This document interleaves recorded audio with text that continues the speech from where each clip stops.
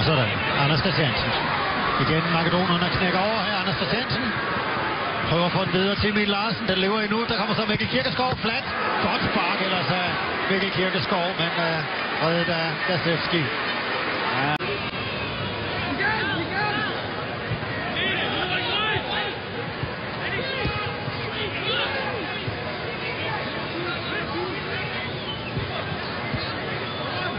Andreas Laudrup.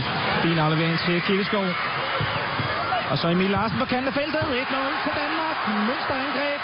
Og flot sat op over i venstre siden hos Mikkel Kirkeskov, der må man sige viser kvaliteter i det offensiv her.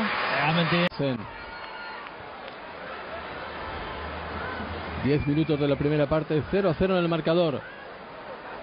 Partido de ida de la eliminatoria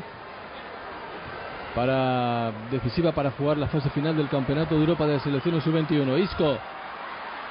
Efteråret med en skade i halsen og en blodåre i halsen, der var bristet. Heldigvis kommer stærkt tilbage. Jonas Bak fra Kirkeskov. Og det er en håndlappen på det her. Ja, der gik et... Er du?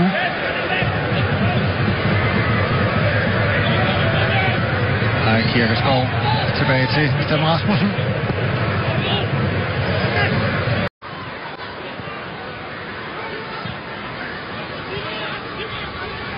Skulle ikke så sige at være meget kreativ.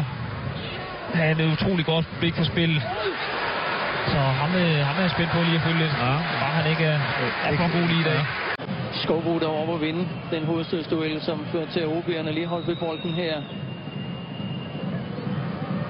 Nu kan du stemme på dagens transfer Man of the Match, og hvis du gør det her, samtidig med i konkurrencen om øl og sportsland. Og mente egentlig selv, at det var fordi schweizerne var kommet lidt i pengebekneb, og derfor blev han altså sendt væk. Her var en af de dyre spillere.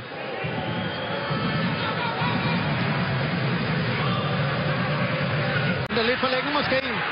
Ja, det gør han. Ser tempo over ham. Skulle måske skyde første gang. Allerførste gang.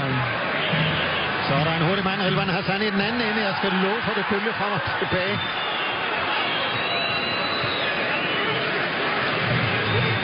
Og så går toget den anden vej. Det er godt nok levende, det her.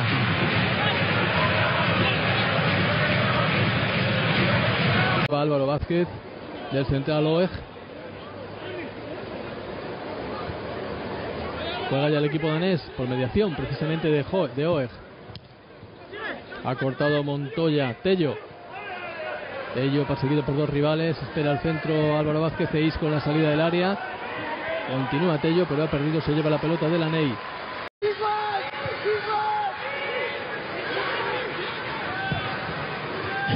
Prøver igen med Kirkeskov. Jeg sidder lige og halvgriner lidt, jeg kan sjældent set hold være så kompakt. Ja, det er godt nok mange folk. Forsvar, der skal ind. Jens Jønsson.